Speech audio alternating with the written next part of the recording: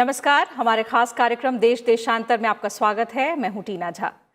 आज देश देशांतर में हम एक बार फिर बात करेंगे किसान आंदोलन की और सरकार और किसानों के बीच होने वाले अगले दौर के बातचीत की। किसान आंदोलन का आज 34वां दिन है। किसान संगठनों और सरकार के बीच बुधवार को अगले दौर की बातचीत होने वाली है। सरकार ने आंदोलन कर रहे 40 किसान संगठनों के प्रतिनिधियों को अगले दौर की वार्ता के लिए 30 दिसंबर यानी बुधवार को बुलाया है। संयुक्त सचिव ने अपने पत्र में उन्हें दिल्ली के विज्ञान भवन में 30 दिसंबर को दोपहर 2 बजे वार्ता करने के लिए न्योता दिया है। संयुक्त सचिव ने अपने पत्र में कहा है कि सरकार एक स्पष्ट इरादे और खुले मन से सभी प्रासंगिक मुद्दों का तार्किक समाधान निकालने के लिए प्रतिबद्ध है, लेकिन बातचीत को लेकर किसान संगठनों ने सरकार के सामने भी कुछ शर्तें रखी है और उनकी पहली शर्त यही है कि तीनों कृषि कानून रद्द किए जाएं। इस पर पहली चर्चा होगी। एमएसपी को कानूनी रूप से वैध बनाने को लेकर चर्चा की जाएगी और पराली जलाने पर जो दंडात्मक कार्रवाई के प्रावधान हैं उस पर चर्चा की जाएगी। साथ ही बिजली कानून पर भी चर्चा हो और इनमें बदलाव किए जाएं। तो इस पर आगे चर्चा के लिए हमारे साथ 3 खास मेहमान जुड़ रहे हैं। आपसे उनका परिचय करा देती हूँ। हमारे साथ देश देशांतर में जुड़ रहे हैं अशोक दलवाई, सीईओ हैं नेशनल रेनफेड एरिया अथॉरिटी, कृषि और किसान कल्याण मंत्रालय। साथ ही जुड़ रहे हैं doctor Vinod Kumar Singh, head and principal scientist हैं एग्रोनॉमी विभाग के इंडियन एग्रीकल्चरल रिसर्च इंस्टीट्यूट में, और हमारे साथ जुड़ रहे हैं वरिष्ठ पत्रकार यतीश राजावत जी। आप तीनों मेहमानों का स्वागत है हमारे इस खास कार्यक्रम में। अशोक दलवाई जी, आपसे शुरुआत करती हूँ। सरकार ने जो 4 पॉइंट एजेंडा रखा है किसानों से बातचीत का, उस पर आपकी क्या राय है और क्या लग रहा है कि इस बार की बातचीत के बाद कुछ नतीजा ऐसा निकलेगा जो सबके लिए स्वीकार्य हो? धन्यवाद। हमको तो उम्मीद है। आप जैसे कहा, ये 34वां दिन है।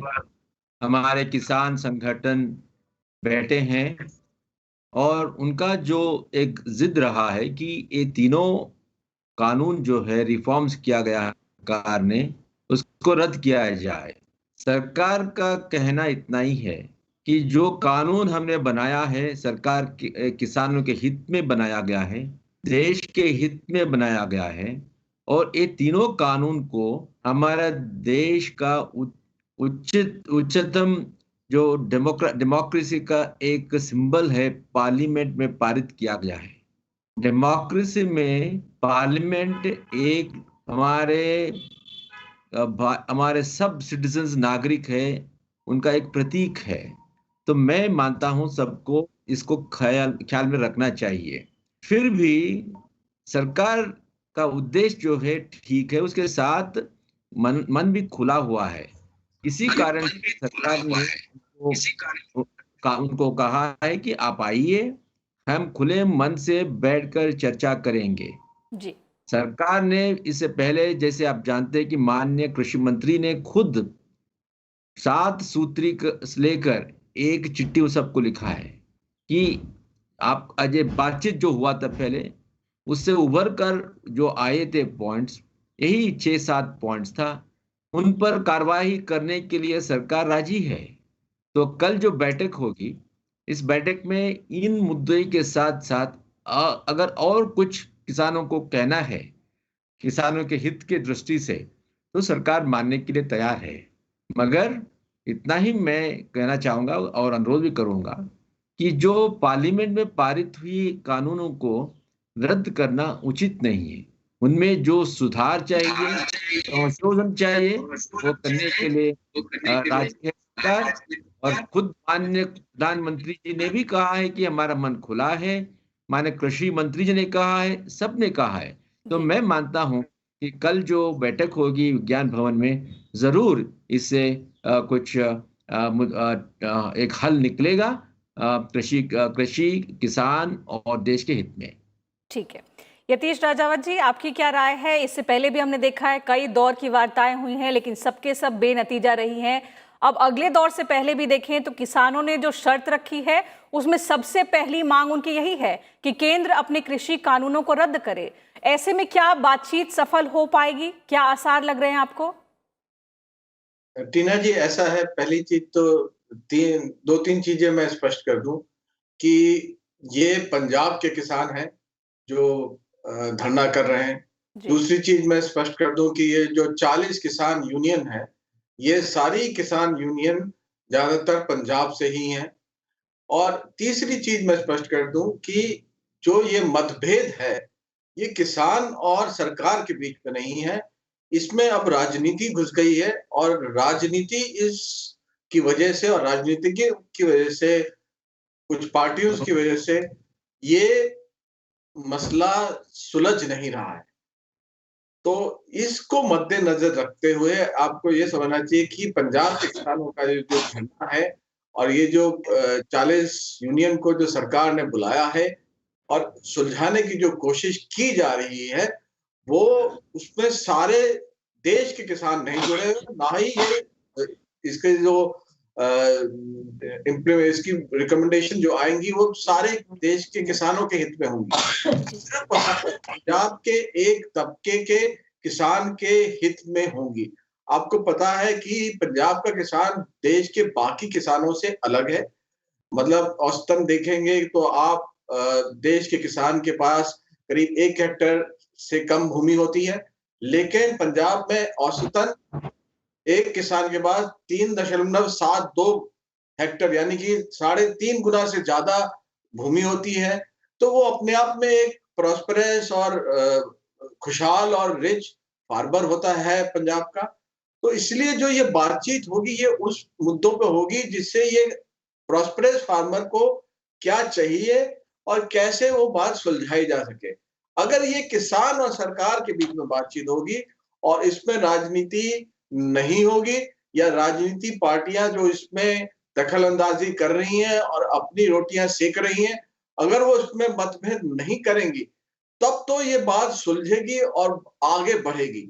अगर राजनीति पार्टियों का अभी भी हस्तक्षेप ऐसे रहा तो फिर ये होगा कि ये किसान उनके बहकावे में लगातार जैसे सड़क पर बैठे हैं वैसे ही बैठे रहेंगे और परेशान रहेंगे और इस मुद्दे का कोई हल नहीं हुआ। क्योंकि सरकार जब कोई भी कानून बनाती है, पार्लियामेंट जब कोई भी कानून पारित करती है, वो पूरे देश को हित में रख के रखती है। वो ये देख के नहीं करती कि एक तबके के लिए या एक जगह के लिए कि एक एग्रो क्लाइमेटिक जोन के लिए हम ये कानून बना रहे हैं। वो देश की 127 एग्रो क्लाइमेटिक जोन को मद्देनजर रखते एक कानून बनाती है। अब उस कानून में संशोधन हो सकता है एक राज्य के हिसाब से या एक एग्रो क्लाइमेटिक जोन के हिसाब से, कुछ चीजों में संशोधन हो सकता है और वो संशोधन या तो कानून में हो सकता है या जो रूल्स बनाया जाए उसके बाद उसमें हो सकता है।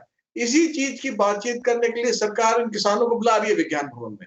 और अगर किसान खुले दिल से और खुले मन से और खुले दिमाग से बातचीत करते हैं तो इसका ये बात जरूर सुलझेगी टीना जी।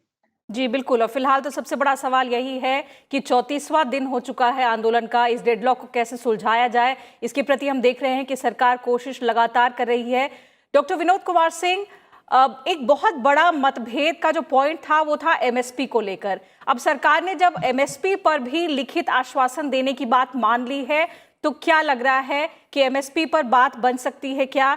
जहां तक एमएसपी की बात है, इस बात को लेकर किसान क्या मान सकते हैं कल की बातचीत के बाद?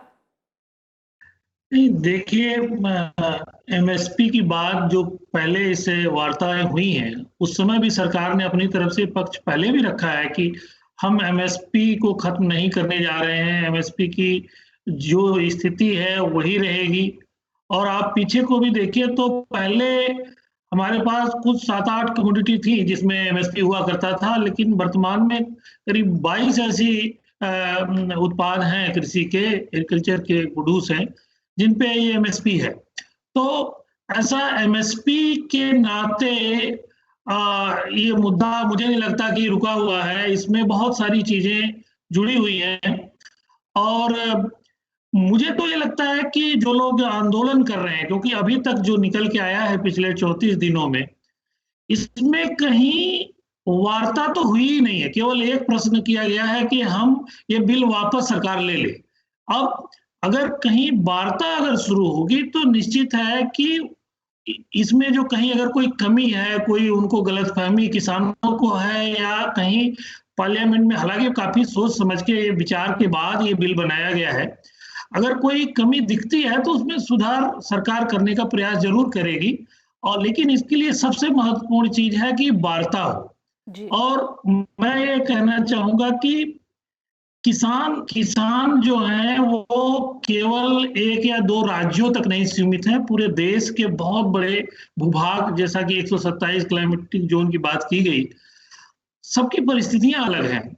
और हर जगह एग्रीकल्चर तो हर जगह होता है, वहां पे ये चीजें लागू होनी है। तो हम एक छोटे से दायरे को लेकर अगर करेंगे, कोई निर्णय लिया जाएगा तो शायद सबके लिए उपयोगी नहीं होगा। यही कारण है कि कुछ ही लोग जो हैं इसको, जो आसपास में दिल्ली के हैं, वो इसके प्रति गतिरोध दिखा रहे हैं। लेकिन अगर उस बात को रखा जाएगा कि ये इस देश के इस भूभाग में ये उत्पाद होता है, वहां पे ये समस्या है, इस बिल को लाने से ये फायदा होगा, तो शायद ये किसान संगठन इनको भी ये समझ में आए। हाँ, उनकी परिस्थितियों के अनुसार से, जैसे पंजाब हरियाणा में हो सकता है उसके लिए कुछ मॉडिफिकेशन की जरूरत हो तो किया जा सकता। तो ये सारी चीजें जब तक विचार विमर्श विस्तृत रूप से सरकार और किसान संगठनों के बीच में नहीं होगा, इसमें कोई निष्कर्ष ढंग से निकलता नहीं दिखाई देता है। सरकार ने लिखित आश्वासन, रिटन अश्योरेंस देने की बात कही है। किसानों का कहना है कि आप एक लीगल गारंटी हमें दीजिए, और इस मांग पर वो अड़े हुए हैं। लीगल गारंटी एमएसपी पर देने में क्या संकोच है या क्या दिक्कतें हैं सरकार की तरफ से, वो आपसे समझना चाहूंगी। एमएसपी लेकर दो बात है, हम सबको समझना चाहिए। एमएसपी का मतलब है मिनिमम सपोर्ट प्राइस, और इसका उद्देश्य दो होता है। एक है प्राइस सिग्नल और दूसरा है परचेज अश्योरेंस। प्राइस सिग्नल का मतलब है प्रोडक्शन सीजन या कल्टीवेशन सीजन शुरू होने से पहले घोषित सरकार तरफ से होती है, ताकि हमारे किसान भाई समझे क्या उगाने से उनको लाभ हो सकता है। वो एक प्राइस सिग्नल है। उसी तरीके से मार्केट को भी एक प्राइस सिग्नल होता है वो। दूसरी बात है, वो एक सेफ्टी नेट है। इसका मतलब है, मान लीजिए मार्केट में प्राइस की गिरावट हुई डिमांड सप्लाई के कारण से, डोमेस्टिक या ग्लोबल डिमांड सप्लाई के कारण से, तो सरकार का ये आश्वासन है कि हम आकर उसको खरीदेंगे। मगर आप देखिए, आश्वासन जो है मार्केट के साथ जुड़ा हुआ है, क्योंकि हम चाहते हैं, सरकार यही चाहती है कि किसानों को मिनिमम सपोर्ट प्राइस से ज्यादा मिले जी। मिनिमम सपोर्ट नहीं, उनको ज्यादा मिले, ताकि वो रेम्यूनरेटिव प्राइस बन सकता है।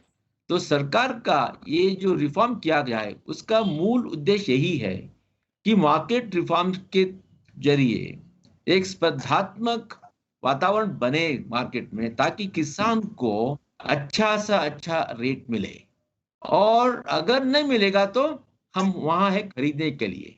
पिछले 6 साल में सरकार ने एमएसपी पॉलिसी में संशोधन लाया है, जो स्वामीनाथन कमीशन का रिकमेंडेशन था कि मिनिमम 50% मार्जिन ऑफ प्रॉफिट मिलाया जाए कॉस्ट ऑफ प्रोडक्शन पर, उसको पारित किया गया है।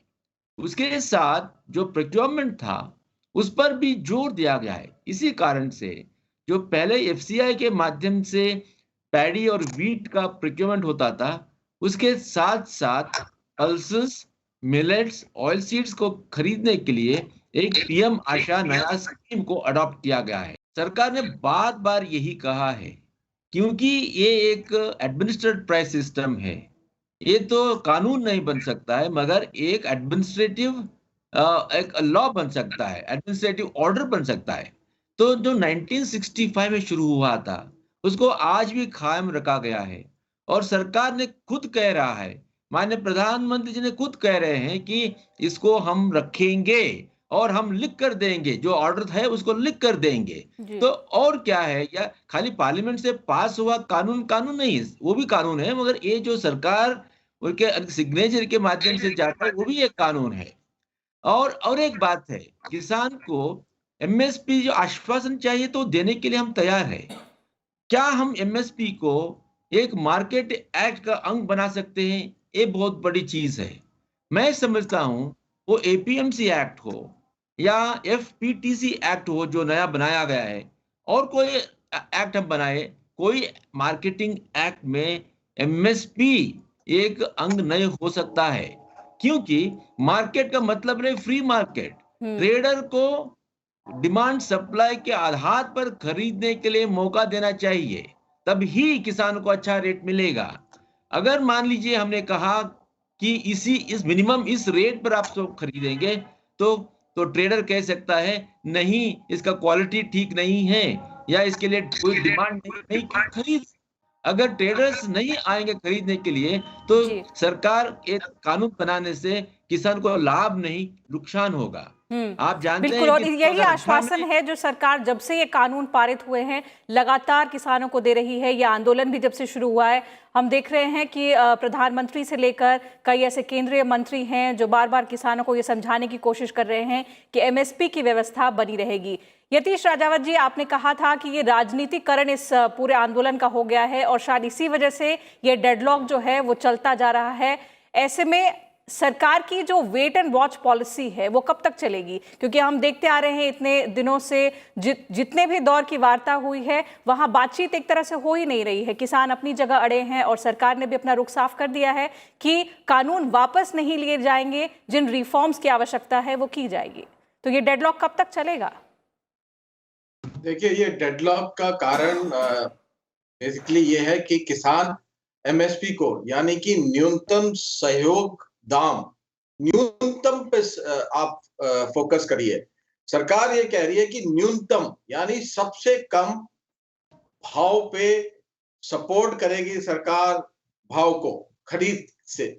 किसान ये समझता है कि ये सबसे ज्यादा दाम है और ये उसको मिलना ही चाहिए, और राजनीति दल लगातार उनको ये भ्रम दे रहे हैं कि ये सबसे ज्यादा दाम है जो आपको मिलता है। तबकि सरकार की कोशिश ये है कि उदारवादी नीतियों के तहत मार्केट को एक फ्री फ्लो दिया जाए और न्यूनतम भाव से हटा के इसको मैक्सिमम पे ले जाया जाए, यानी कि किसान को ज्यादा से ज्यादा दाम मिले, कम दाम ना मिले, न्यूनतम ना मिले, मैक्सिमम मिले, यानी सबसे ज्यादा मिले।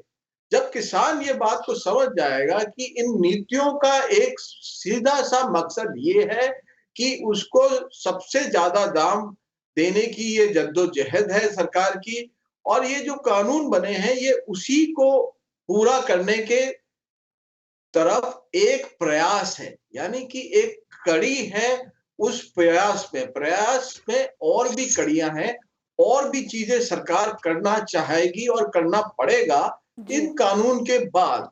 जैसे कि इसके रूल बने कि कैसे खरीद फरोख्त होगी एक मार्केट में या एक एरिया में या एक भाग में, तो वो सब भी कानून बनने हैं अभी। लेकिन क्योंकि राजनीतिक दल घुस गए हैं, मेरे हिसाब से ये वेट एंड वॉच नहीं है। सरकार जो है, सरकार लगातार, कृषि मंत्री तो लगातार बातचीत कर रहे हैं और बाकी नेता भी जो या तो पार्टी के हैं या सरकार में हैं, वो भी अपनी तरफ से कोशिश कर रहे हैं इनसे बात करने की। लेकिन जब बात अटक तब जाती है, तब दूसरी तरफ पॉलिटिकल पार्टी होती है और अपोजिशन पार्टी होती है, और उस अपोजिशन पार्टी का एक ही मकसद है कि अपनी अहमियत को किसान के कंधे पे रखकर जताना और बढ़ाना, जिससे कि उनकी पॉलिटिकल मोटिव या पॉलिटिकल इनिशिएटिव को एक तूल या तहल मिले। ये चीज अब हो रही है, तो इसमें धीरे धीरे किसान भी इस चीज को समझ रहा है, और जैसे जैसे ये बातचीत चलेगी आगे, वैसे वैसे किसान इसको पॉलिटिशियंस के हाथ से अगर निकाल लेता है और अपने हाथ में रख के बात करता है और अपने लिए बात करता है, तो ये बात तीना जी जरूर सुलझेगी। मेरा पूरा मत है, मेरा पूरा इसमें विश्वास है कि किसान की बात सुनी जाएगी, उसके हिसाब से काम होगा। बदलाव जो संशोधन होना है इन तीनों बिलों में, वो भी जरूर होगा, और ये बातचीत चलती रहनी चाहिए। ये कल की बातचीत एक तरह से खत्म नहीं है। अगर धरना हट भी जाता है तब भी सरकार को किसान से बात करनी चाहिए, और हर गुट के और हर जगह के और हर प्रदेश के किसानों से बात करनी चाहिए। इसी तरह से सरकार चलती है। तो ये एक डेमोक्रेसी का एक भाग है और ये हो रहा है अपने तरीके से। इसमें मैं नहीं समझता कि इसमें कोई वेट एंड वॉच है, ये कंटिन्यूअस प्रोसेस है। ठीक है। डॉक्टर विनोद कुमार सिंह, आपकी नज़र में अब सरकार के सामने क्या विकल्प हैं? जिस तरह से यतीश राजावत जी कह रहे हैं कि ये कंटिन्यूअस प्रोसेस है, क्या पता कल की बातचीत के बाद भी कई ऐसे दौर हों किसानों और सरकार के बीच वार्ताओं का, तो सरकार के सामने फिलहाल की परिस्थिति में अगर देखें तो क्या क्या विकल्प हैं? देखिए, विकल्प तो बहुत सारे हैं सरकार के पास। अभी कल अगर वार्ता होती है, मैं अगर वार्ता कह रहा हूं कि सरकार की तरफ से पहले भी बहुत सारे प्रयास किए गए लेकिन वार्ता नहीं हुई जी। अगर वार्ता होती है तो निश्चित है कि उसमें कई आयाम निकलेंगे और वो सरकार जो ये पार्लियामेंट में जो बिल पास हुआ चूंकि पूरे देश के लिए हुआ है, तो इसको इन लोगों के मतों को ध्यान में रखते हुए बाकी भी राज्यों के किसान के साथ संपर्क करके वहां की परिस्थितियों के हिसाब से वो इसमें परिवर्तन लाया जा सकता है, जिससे कि किसान के लिए, जैसा कि बताया गया कि ये किसान के और ज्यादा फायदा पहुंचाने के लिए बिल लाया गया है। तो ऐसे में हमेशा ये प्रयास रहेगा सरकार का कि किसी भी तरह से किसान को कहीं नुकसान न हो। उसको अगर कहीं लगता है कि वहां पर ये वांछित बदलाव की जरूरत है तो उस पर नियम बनाए जा सकते हैं, उसको परिवर्तन लाया जा सकता है। और ये नियम एक दिन में नहीं बनते। नियम आप देखते हैं कि जब हम कुछ करने जाते हैं तब हमें पता चलता है कि काश यहाँ अगर ऐसा होता तो और अच्छा होता। ये लेकिन शुरुआत सबसे महत्वपूर्ण है। अगर हम किसी कार्य को जब शुरुआत करने जाते हैं तो उस समय लगता है कि पता नहीं ये होगा कि नहीं होगा, उसके सामने समस्याएं और बहुत सारी चीजें हमें दिखती हैं, लेकिन शुरुआत करने के बाद अगला कदम उसमें दिखाई पड़ता है कि इसमें यह बदलाव होना चाहिए। तो यहाँ पर सरकार के साथ जब वार्ता करेंगे तो निश्चित बहुत सारे विकल्प निकल के आएंगे। मैं तो ये कहता हूं कि एमएसपी के जो जोर दिया जा रहा है, ये एक वैज्ञानिक के तरीके पे मैं देखता हूं कि जो फसलों पे पहले एमएसपी बहुत लंबे समय से दिया जा रहा है, देश में सबसे ज्यादा एरिया में वही फसलें फैल गई और हरित क्रांति के बाद वो फसलों का जो दुष्प्रभाव, हम केवल इकोनॉमिक्स के टर्म में नहीं कह रहे हैं, पैसे के टर्म में नहीं, जो हमारे मृदा स्वास्थ्य पे है, पानी के ज्यादा दुरुपयोग के ऊपर है, ऐसे बढ़ता गया तो हम केवल इस एमएसपी को पैसे के टर्म में न देखें, पूरे डिटेल अगर देखें तो ये जो नए कानून आए हैं इससे और भी फायदे होंगे। जैसे डाइवर्सिफिकेशन की संभावनाएं बढ़ेंगी। आज जो हम आज समस्याओं की बात करते हैं, चाहे वो वातावरण की समस्या हो, चाहे मिट्टी के स्वास्थ्य की, ये सारी चीजें कहीं न कहीं इसी के माध्यम से उसका रास्ता खुलेगा। तो बहुत सारे विकल्प हैं, वो तो अब बाद में आएंगे, लेकिन ये निश्चित है कि उनके ऊपर शुरुआत तभी होगी जब हमारी सरकार और किसान संगठनों के बीच में एक साथ बैठ के वार्ता आरंभ होगी। अशोक दलवे जी, एक आखिरी सवाल आपसे लेती हूँ। कृषि कानूनों के अलावा जो किसानों और सरकार के बीच कल की वार्ता में जिस पर चर्चा होगी वो है एयर क्वालिटी मैनेजमेंट से जुड़े ऑर्डिनेंस और इलेक्ट्रिसिटी अमेंडमेंट बिल को लेकर जो किसानों की मांगे हैं। अब इन पर अगर इन दोनों उस पर अध्यादेश और बिल पर अगर किसानों की मांग देखें तो वो किस हद तक जायज है और सरकार का इन कानूनों के प्रति क्या रुख है? ये जो कानून बनाया जा रहा है ये भी हमारे देश के जो वातावरण के दृष्टि से किया जा रहा है। हमारा कल्टीवेशन या प्रोडक्शन एनवायरनमेंट है और मिट्टी के साथ जुड़ा हुआ है, पानी के साथ जुड़ा हुआ है और एटमॉस्फेयर में कार्बन कंटेंट के साथ जुड़ा हुआ है। अगर हम कंट्रोल नहीं करेंगे, जो वाटर का माइनिंग हो रहा है, सॉइल न्यूट्रिएंट का माइनिंग हो रहा है या प्रदूषण बढ़ रहा है, इससे कृषि पर ही उसका हानिकारक एक इम्पैक्ट हो सकती है जी। हो रही है। इसके साथ हमारे पूरा आर्थिक व्यवस्था पर नेगेटिव इम्पैक्ट होगा। तो इसको ध्यान में रखते हुए सरकार तो कर रही है, मगर सरकार ने ये भी कहा है जो चर्चा में कल जो होगी इन पर भी खुले मन से सरकार चर्चा करेगी और किसान भाइयों का जो आक्षेप है उसके साथ उस पर जो संशोधन चाहिए उसको तो जरूर किया जाएगा। मगर जैसे हमारे मित्रों ने कहा, यहाँ यतीश जी और सिंह साहब ने कहा, हमको एग्रीकल्चर को एक इकोसिस्टम की दृष्टि से देखना चाहिए। खाली एक राज्य या एक क्रॉप या एक सेगमेंट से नहीं। हमारा देश का एग्रीकल्चर जो है बहुत डाइवर्सिफाइड है। इसमें क्रॉप्स है, हॉर्टिकल्चर है, डेयरी है, एनिमल हस्बेंड्री है, फिशरी है। साथ साथ हमारे जो डाइवर्स एग्रो इकोलॉजी है, तो अलग अलग प्रदेशों में अलग अलग प्रकार का जो प्रोडक्शन होता है।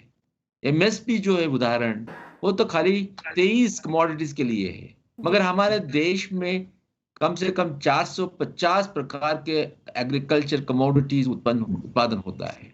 हमारा जो पानी है, ग्राउंड वाटर इतना कम हुआ है, ग्राउंड टेबल माइनिंग हुआ है, और ग्राउंड वाटर टेबल को माइनिंग करने से कम 9% हमारा एग्रीकल्चर और देश का जीडीपी पर उसका कुप्रभाव होता है।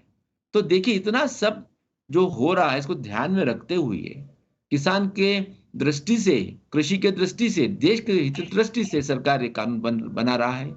सरकार ये भी जानता है कि कृषि एक फ्लक्चुएटिंग रिस्क ओरिएंटेड प्रोफेशन है। इसी कारण से सरकार ने और बहुत प्रकार के कानून मात्र नहीं, प्रोग्राम्स को अपनाया है।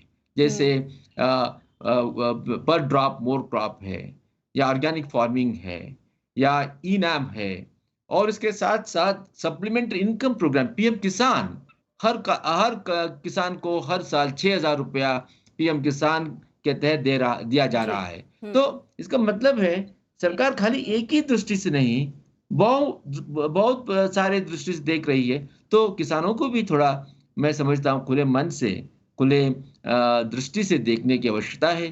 पंजाब में ही जैसे नीति आयोग का रिपोर्ट आया है, उनका जितना स्टेट सिटीज है, हर स्टेट में बहुत जल्दी से पीने का पानी का भी उनका प्रॉब्लम होना जा रहा है। तो मैं समझता हूं हम सबको देश की दृष्टि से, हम तो फार्मर है, हम एडमिनिस्ट्रेटर है, एक किसान है, एक आर्मी जवान है, उसके साथ साथ हम नागरिक हैं। बिल्कुल, और इस वक्त बहुत जरूरी है कि अन्नदाता जो विरोध कर रहे हैं उनको ये बात समझने की जरूरत है कि कई तरह के प्रयास किए जा चुके हैं और किए जा रहे हैं सरकार द्वारा, जिससे कि कृषि क्षेत्र का विकास हो। और जाहिर तौर पर कृषि का क्षेत्र अगर विकास करे, किसान विकास करे, तभी देश विकास कर सकता है। और ये बात बहुत अहम है और ज़रूरत है कि जो विरोध कर रहे हैं वो इस बात को समझे। तो फिलहाल इस कार्यक्रम में इतना ही। आप तीनों मेहमानों का बहुत धन्यवाद हमारे साथ जुड़ने के लिए और अपने विचार हमसे साझा करने के लिए। तो आज के देश देशांतर के इस अंक में इतना ही। कल फिर मिलेंगे एक नए टॉपिक और एक नए पैनलिस्ट के साथ। आप हमारा कार्यक्रम YouTube पर भी देख सकते हैं और अपने फीडबैक और सजेशंस भी हम तक भेज सकते हैं। नमस्कार।